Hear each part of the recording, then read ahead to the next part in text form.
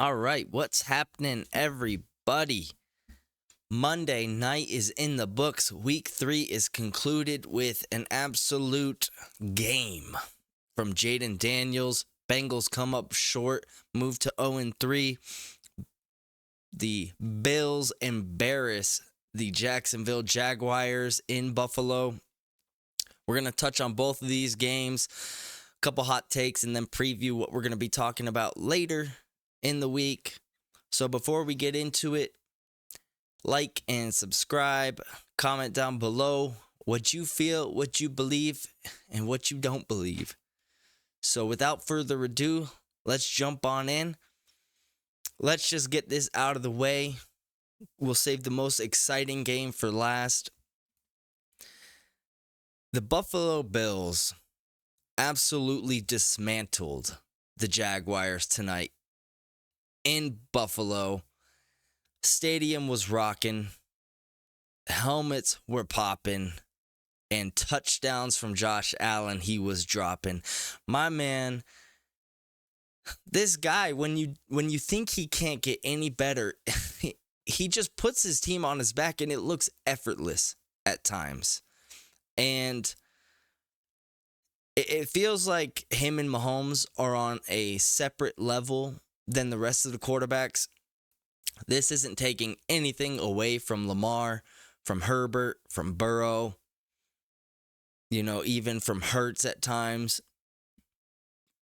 When you think of the best players in the league, Tyreek Hill, TJ Watt, Myles Garrett,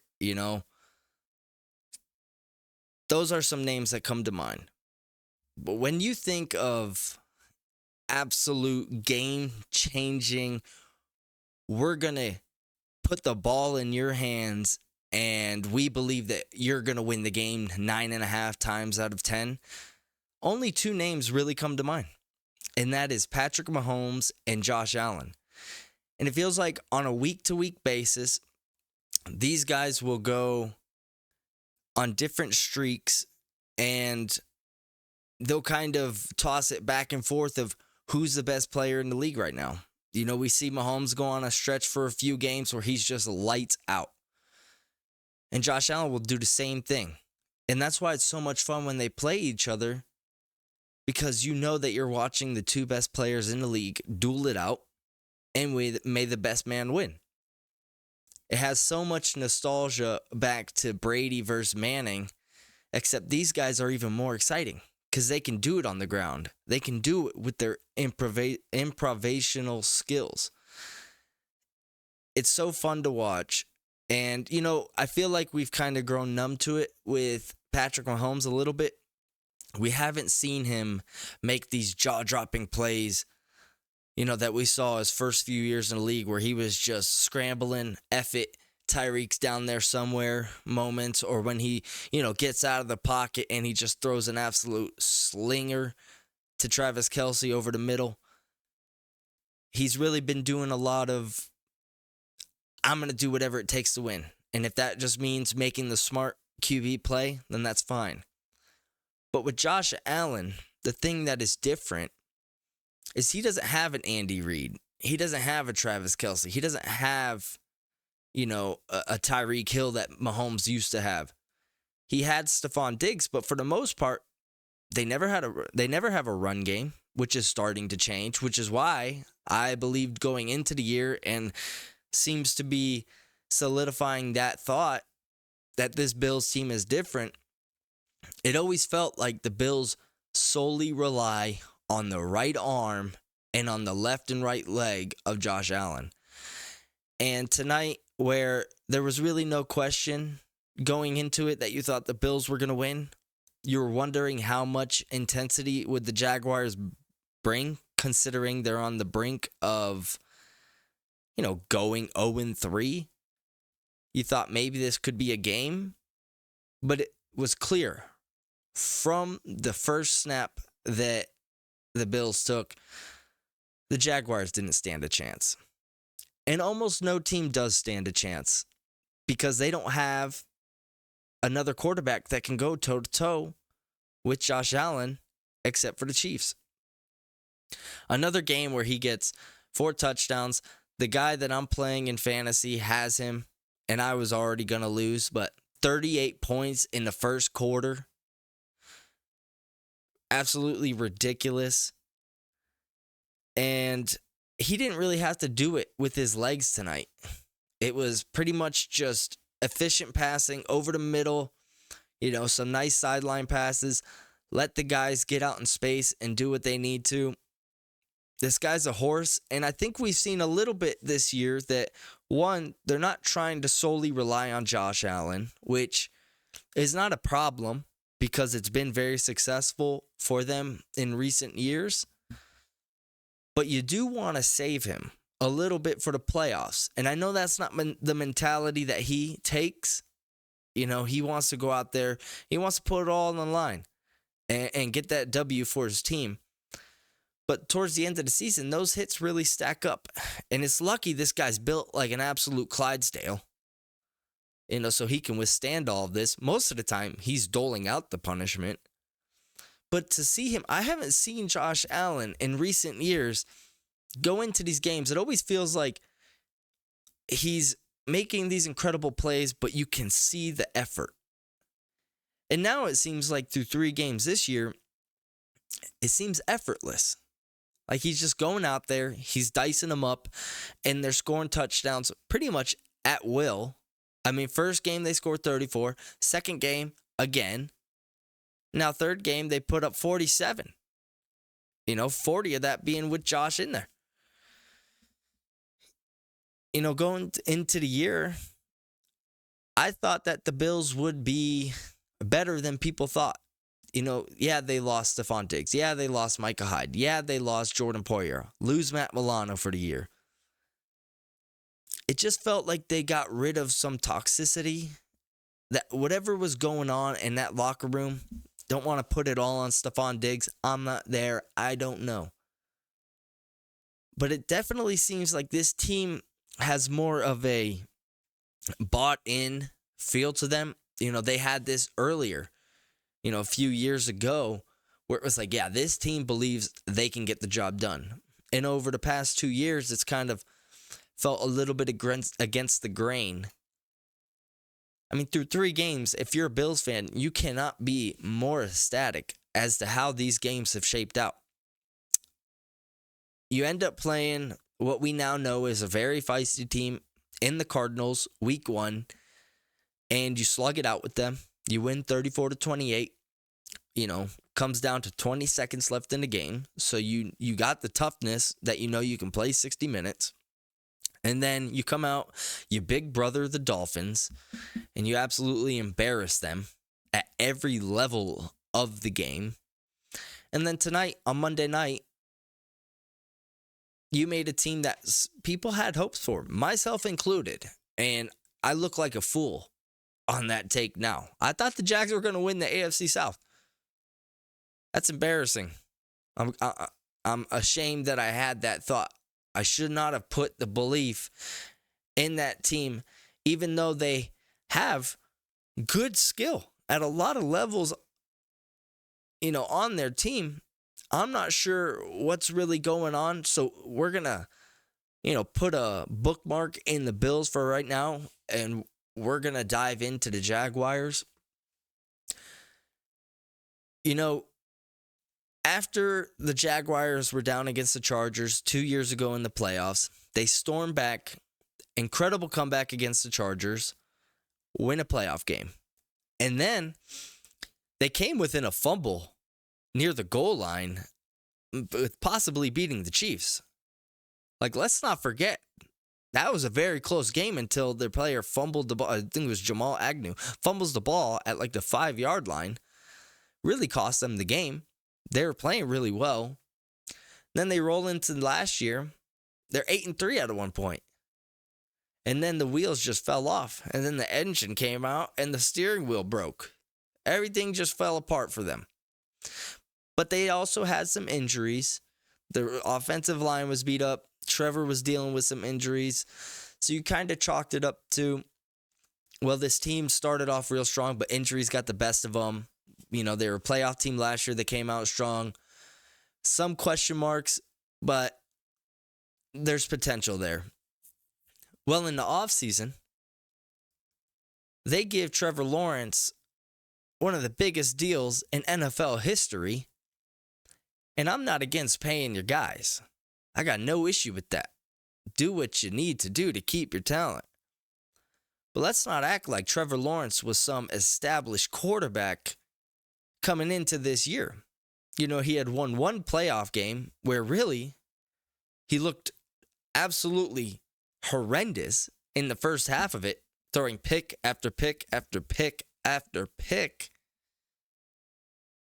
But then last year, you know, he looked solid to begin the year, and then he kind of falls off. Granted, like we talked about, some injuries, but by no means was he putting up video game numbers during that stretch or at any stretch during his, you know, now 4-year or 3-year plus a little bit career. It was a weird move, and I get trying to solidify your guy. But with that amount of unknown, it didn't sit right. And it felt the same way with Tua. At least Tua has shown that he can be a pretty solid quarterback. But the Jags, there must be some level of dysfunction going on in that locker room. You wonder how much time Doug Peterson has left as the coach. You know, you end the year terribly last year. And now you go into this year as playoff hopefuls. And, I mean, you're 0-3. And you're staring down the barrel of a lost season. Because, you know, you play the Texans next week. And they're going to be pissed off coming off of a 34-7 loss at Minnesota. And they're definitely better than you. So now what are you looking at, 0-4? Because we thought this week you were going to come in, show the resiliency, say, I know we're 0-2, but we choked the game away against Miami. We should have won last week. We're going to right the ship. We're going to come into Buffalo on Monday night, and we're going to win this freaking game, and we're going to build some momentum. Well, not only did you not build any momentum, it wasn't even competitive. That game was over halfway through the second quarter. Bills strolled into halftime, winning by like 25 points. I don't know how much longer Doug Peterson has. I don't want to sound redundant, but where do you go at this point? You've locked up your quarterback. Some of your skill guys are getting older, i.e. Christian Kirk and Evan Ingram. You got a stud running back, and you've got some pretty good defensive players. You know, Josh Allen and Trayvon Walker seems to be coming along a little bit. You got a couple good linebackers. Same with your secondary. And you got a decent offensive line. It doesn't make sense what's not going right. At no point tonight did it seem like the moment was just too big for Trevor Lawrence. You know, on their first drive, after the Bills score, he comes out and he just seemed rattled. He seemed very uncomfortable. Quite frankly, it seemed like the moment was too big for him. And there's been questions of how much does he love football? And I don't want to say that he doesn't love football. I mean, he's one of the top paid quarterbacks in the league. Granted, he might not be worth all that money, but he's still a decent NFL quarterback. But going through his entire career back to high school, this guy never lost. He never really faced adversity on the football field. Undefeated in high school, comes into Clemson. They're perennial national championship contenders. But then he gets plugged into a situation in Jacksonville with Urban Meyer, which that whole situation turned out to be one of the worst in NFL history.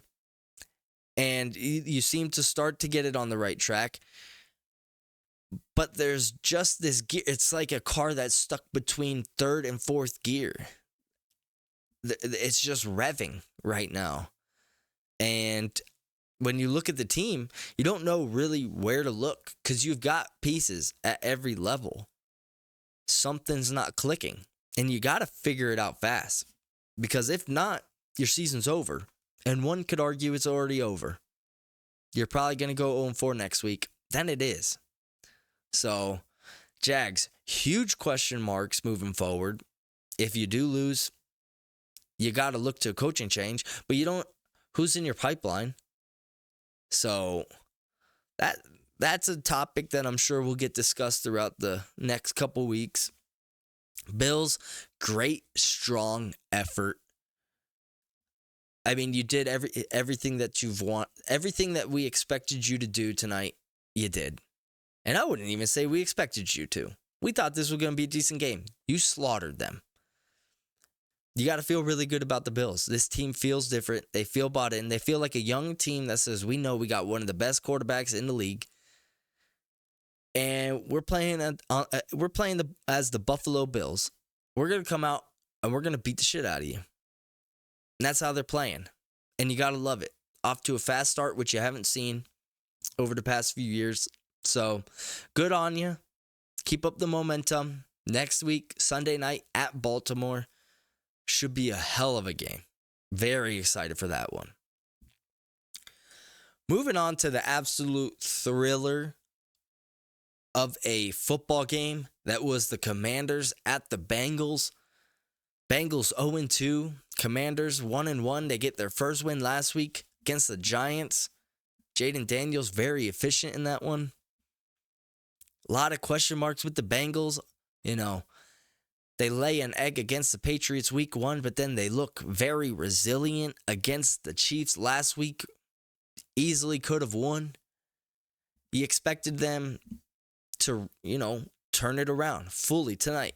What should have been an easy win for you guys. T. Higgins comes back. Jamar Chase more comfortable. Your defense starting to, maybe feel itself a little bit. And the problem isn't on the offensive side of the ball. Joe Burrow looked really good tonight. Had a couple very nice throws to Jamar Chase for touchdowns, which I mentioned last night. That's what you want to see. You want to see Joe Burrow and Jamar Chase get that connection rolling. And they did just that. Jamar Chase, stellar night. Joe Burrow, stellar night. But Jayden Daniels, an epic night. I can't think of many rookie performances that were as good as him tonight. He set a rookie record in completion percentage with 91.3%. He added 2 touchdowns to the air, threw for almost 250, over 250, ran for another 50, had a touchdown on the ground. And this wasn't dinking and dunking, throwing the ball out to the flat. He was pushing the ball down the field. They put up 38 points. Since he didn't turn the ball over, they put up 38 freaking points on a good Cincinnati Bengals defense. So we thought. Really, this whole night culminated with one of the best throws that I have seen in recent memory. With 2 minutes left in the game, the Commanders are up by less than a touchdown. 3rd and 7 in Bengals territory. You need to get this first down to ice the game. If you don't, you'll kick a field goal. Bengals have an opportunity to go down and tie it. Jayden Daniels, there's a free rusher off the edge, a blitzer, absolutely pancakes Jayden Daniels, but he stands in there and throws an absolute dime to scary Terry McLaurin in the corner of the end zone. This could not have been a more perfect pass. The setting at the Bengals, championship contender, Monday Night Football, rookie year, just your 3rd game, huge underdogs. And he shoves the dagger into the hearts of the Bengals fans. Absolute ice cold. Ice blood in his veins. Incredible. Just watching it, I was at a loss for words. And that wasn't even his only throw of the day like that. He had a couple plays where you're like, man, if the Bears could go back, do they take Jayden Daniels through 3 weeks? You'd have to think so. He looks like the best rookie quarterback by far. First game looks a little jittery, but still has some decent plays. Second week, very efficient, leading them down for 7 field goals. And tonight he put it all together. Through the air, on the ground, didn't matter. Gets his big guy a touchdown. Awesome celebration. Jayden Daniels looks like the real deal. The real deal. If you're a Commanders fan, the only thing that would be more exciting right now is if you guys change your damn name. The Commanders, we'll get into that later.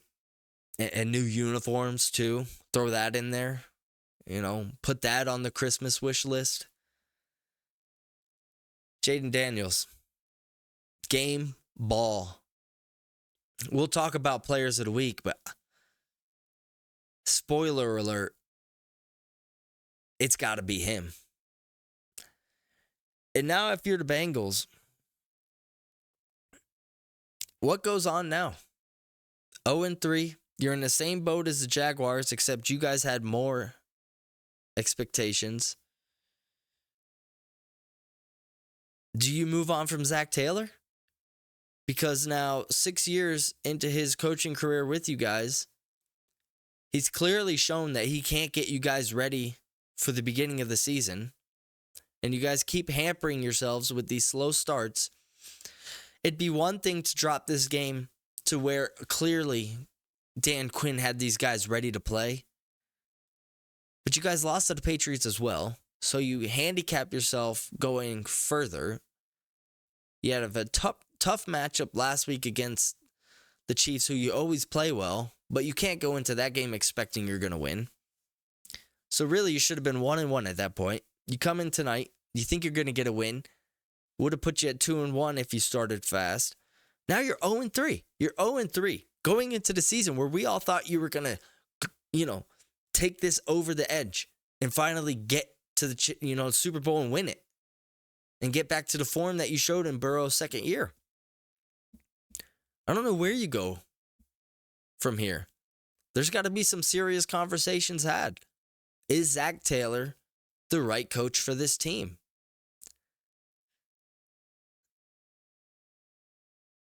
Next week, you guys, thankfully you play the Panthers, but as they proved this week, that's no guarantee.